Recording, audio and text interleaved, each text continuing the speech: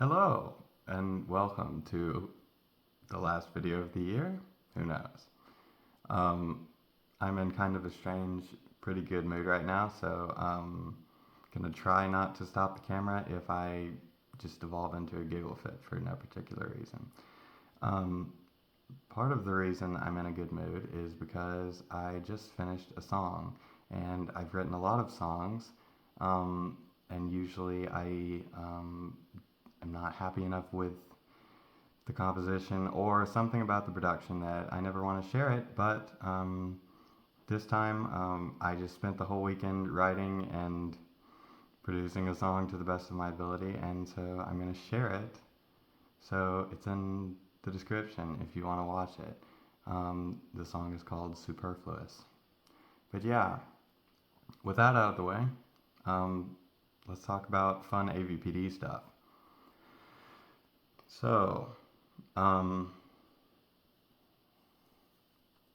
a lot has been going on, and also not that much has changed. You know the drill by now. Um, so earlier, since it's been a while since I made a video, I was focusing really hard on exposure more than anything else because I didn't know what else to try, and because obviously exposure is the key. It's just very, very difficult to find things that feel like they count as exposure, but also don't cause me immense agony. So, weirdly though, I actually went on a date. I know, right? Um, Never done that before. Um, Last year, when I was feeling a little bit better, um, decided to try dating apps. Um, After a time, I realized the same thing that everybody else that uses dating apps realizes, and I stopped using it because it's a very painful experience. But anyway, someone matched with me that I had liked literally like 9 months previously. Um, so I said, okay, well this is really weird, but I guess I'll give it a shot because that was the idea. So I did go on a date. It's been a while now, and it's not fresh in mind, thankfully. Um, it was a pretty mid experience. It was not a we're gonna go on another date kind of date. Um, it was not horrible, but of course, when you have AvPD, things that are neutral tend to feel really bad. So it did feel depressing. It did make me feel like, man, I'm so screwed up, such an anxious person, and just generally not very well. And I'm not good at this. I'm not good at this, and I don't feel like, you know, there could be a good day for me. But we're trying to believe. We're trying to just forget about that. And for now, it's just something checked off the bucket list, and no further movement in that area. Um, so yeah, I did that. I don't remember if I mentioned this in my last video because it's been a really long time since I made a video, but I've started sometimes doing about half of my therapy appointments in public. We're going on walks and just talking and stuff. And yeah, it's really cool that my therapist offered to do that. I don't know that it really made a splash for me. It's something I'm super anxious about, and that didn't really change. Hasn't so far, but I'm trying things, and this is what this channel is about. Is I tell you things that I've tried, and I report back that they're not really working because I have a personality disorder. But we're gonna try not to be negative. So yeah. Other than that, to be honest, I kind of forgot the main point here because I'm just in a good mood right now mostly like delirious or something because I've been working on a song for about 20 hours straight. But I haven't been doing wonderfully overall. I've been pretty suicidal, and yeah, same sort of hopelessness. Not really going to go into too many details about why. I think everybody understands that by now. If you don't, check out the other videos. They'll explain it pretty well. But, so I was really desperate to find some new treatment option to try. And there are a couple things that have been on my mind for years as things that I could try, and I didn't really feel good about for one reason or another. Those things include like psychedelics, as well as things like transcranial magnetic stimulation. It's a mouthful. And even looking into electroconvulsive therapy, which I'm sure is a real fun time. But the point is, I felt like I had to try something else,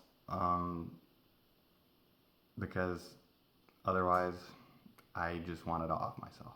So sorry to laugh about that, but for me it's a kind of everyday experience for a long time, and so when I'm in a good mood, I just laugh about it, I guess. But anyway, I found out that there is a ketamine infusion therapy clinic in my area, which means that they administer a small dose of ketamine via IV. You sit in a room and experience it, and it's supposed to open up some neural pathways and give you room to replace shitty stuff with better stuff.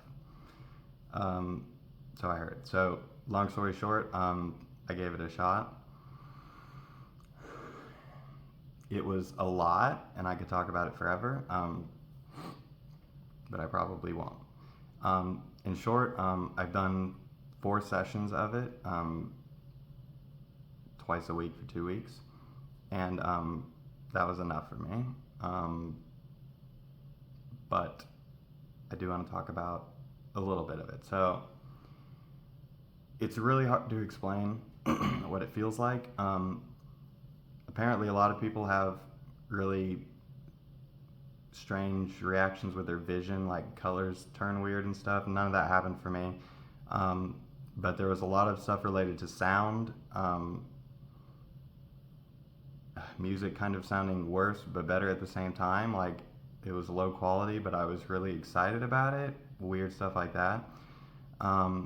Really weird physical sensations, somatic sensations, I guess, is the more specific way to say it.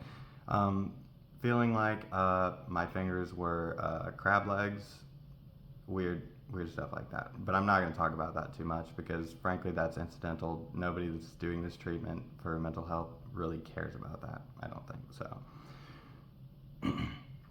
as far as what it did mentally, it was shockingly amazing, and also oscillated to sort of feeling like a letdown.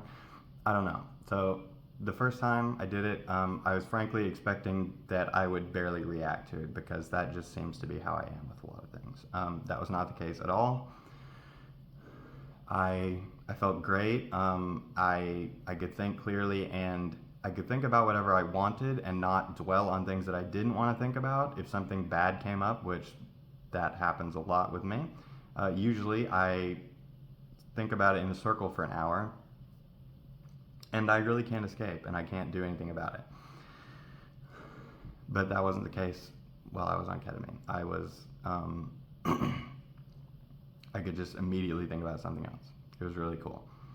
And I felt really bold. I didn't feel any anxiety. I thought about things that would normally make me feel anxiety, and thought about how logically they shouldn't make me feel anxiety. And you guys know how that goes. Usually, that thought process does nothing for me. It feels like a cruel joke.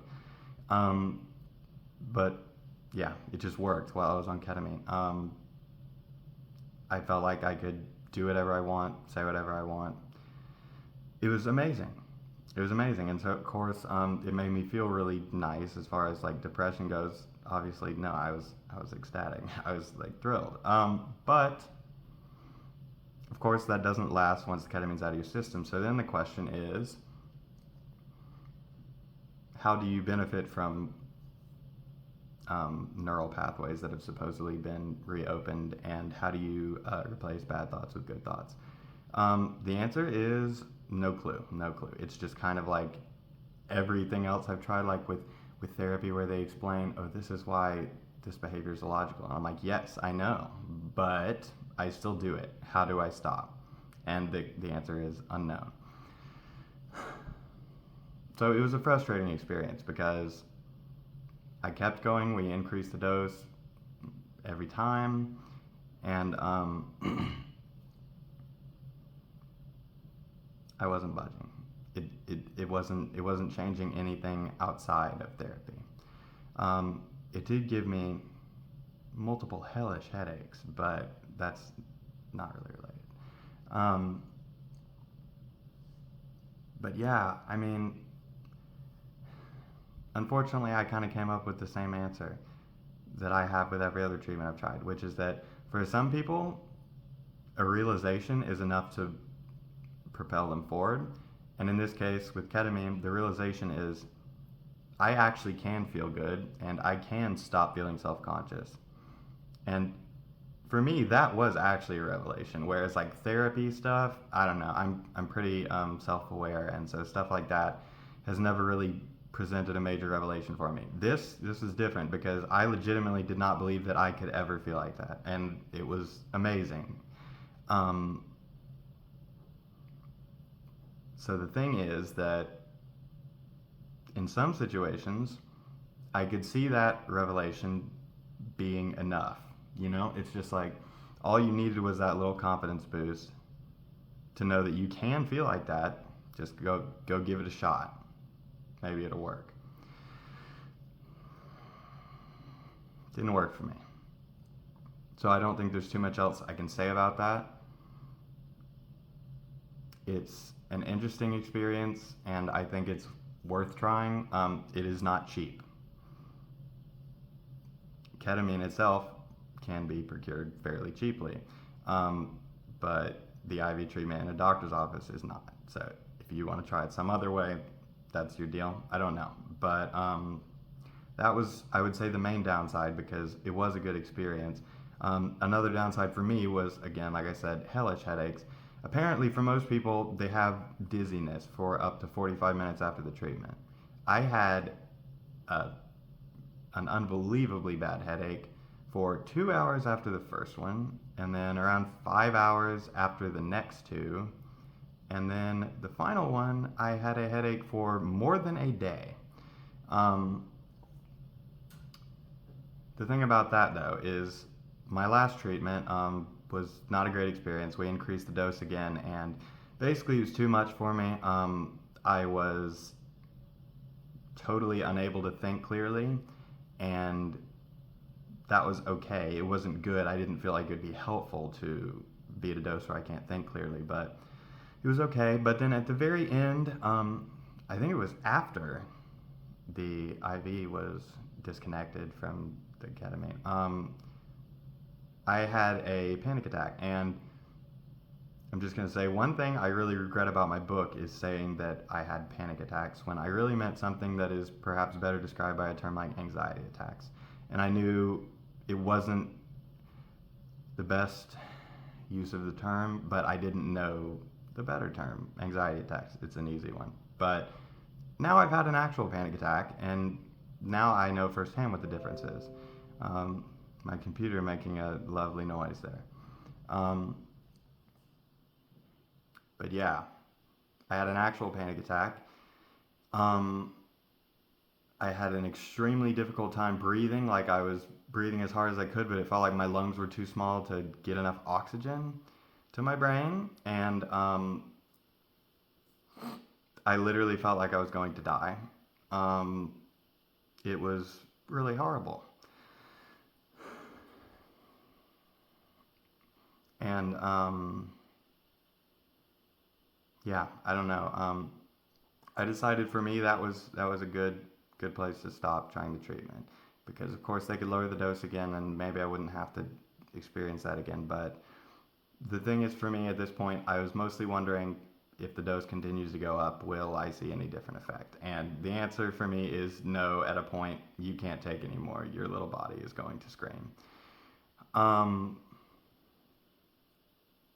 yeah, and after that experience, I couldn't talk for like an hour. Like, I literally couldn't speak for a few minutes. And then after that, I was just like whispering for an hour.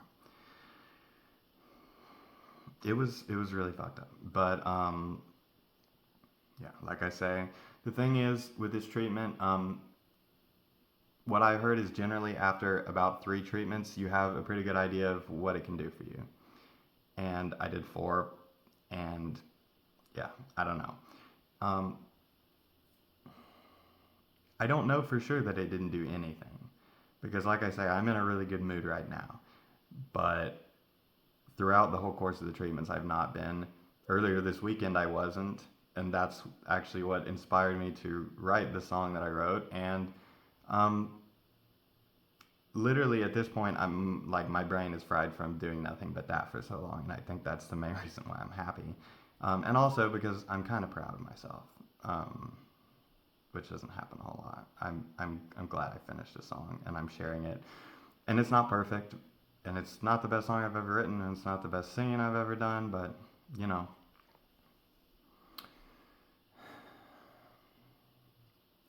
So yeah, that's the deal with ketamine for me. Of course, I don't know how it will be for you or for anyone else. So I guess the main thing that leads me to talk about is, what are my next steps? Um, I'm still very much not content to continue to live like this and do nothing about it. And, you know, therapy and continuing to take my current meds does not count as doing something about it, because at best it maintains my occasionally stable state. Um, and most of you probably know how it feels to feel extremely alone and worthless and suicidal. And yeah, not gonna keep living like this. So, in lieu of killing myself right now, um, I do have some other things I want to try. After having tried ketamine, it did make me reevaluate some of the things I've been thinking about. I don't feel great about trying transcranial magnetic stimulation. I don't feel great about possible side effects. I don't feel great about potential to help me based on what I've read. It's totally possible that it would, and I'm overlooking it, and I'm an idiot. But it's also not super accessible for me, because generally it seems like the deep transcranial magnetic stimulation version of the treatment, which uses a different, more expensive machine, is just better. It seems like it's just better. And in my area, that's not going to happen. Nobody has those. I'd have to go to Atlanta, and I'd have to go to Atlanta multiple times a week for a couple weeks.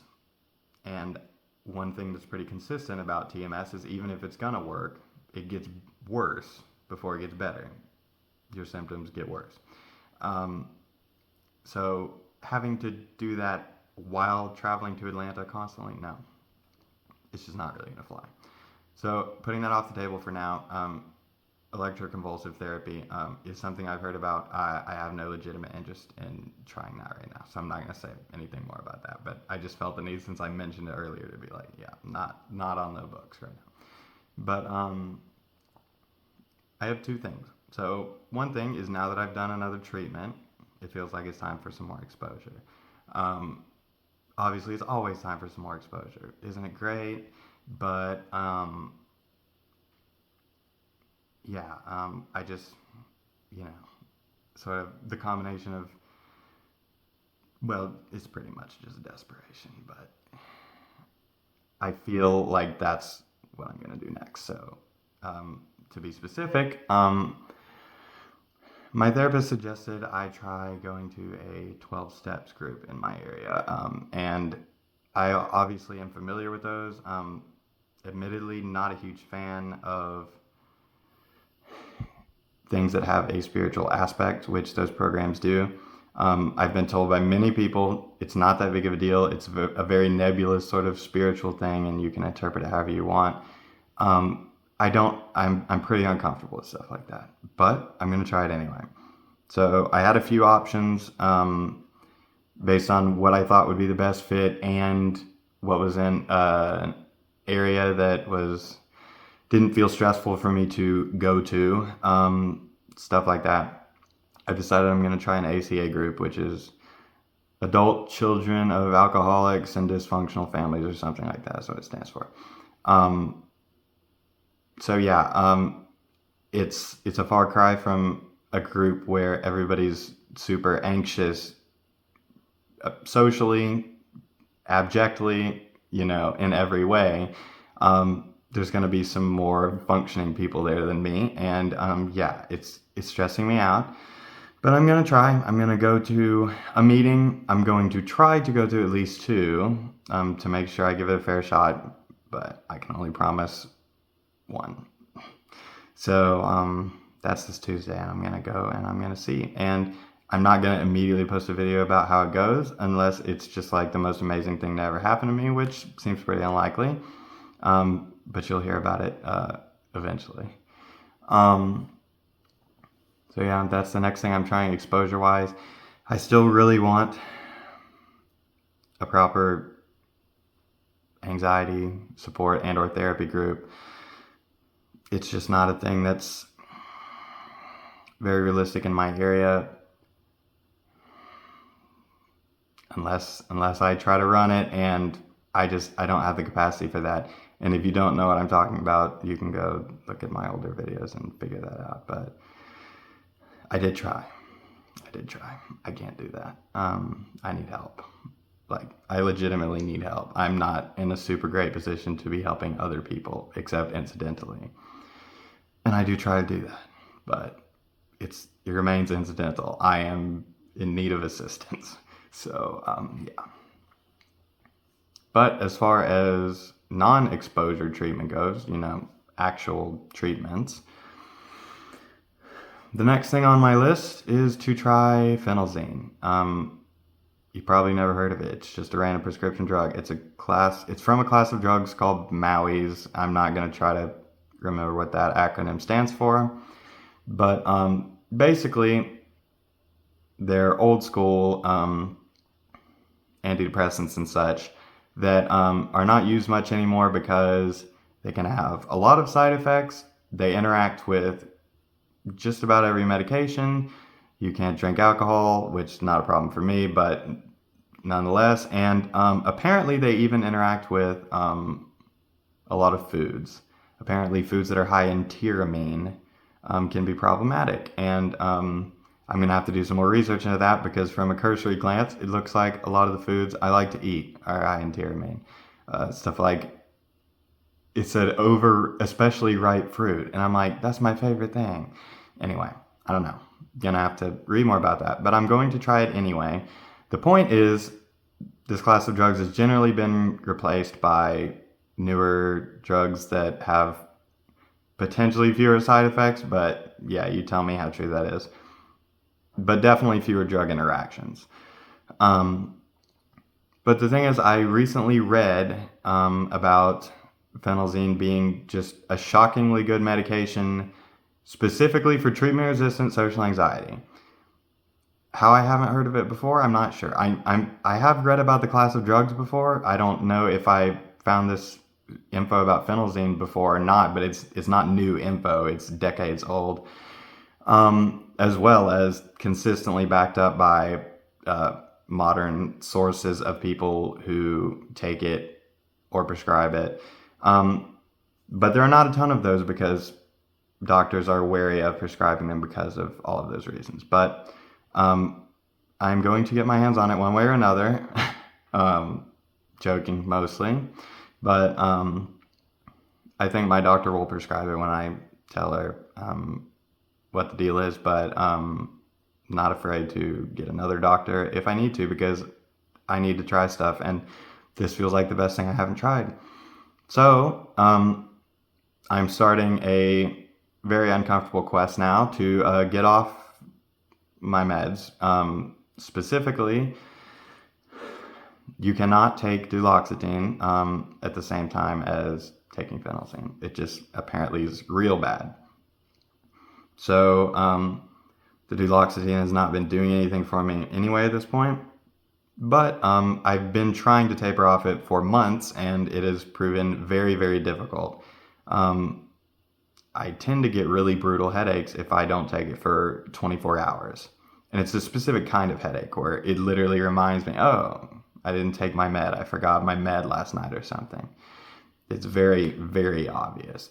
I also need to get off mirtazapine, which I wanted to get off before because it increases my diet, or my appetite. But it also helps me sleep a lot. But I was like, okay, I really want to try to get off it. So I think I mentioned this last year or something, whenever it was. I tried to get off mirtazapine, and I had severe headaches for multiple weeks, and I eventually started taking it again. I'm taking a microscopic dose at this point, but it's really something, these drugs. And of course, the thing about phenelzine is it is known for being extremely hard to get off of as well. And if I ever want to try any other medications, I will have to get off the phenelzine more or less. So yeah, kind of in the gauntlet of getting off meds, trying new meds. Again, my psychiatrist has not really been super,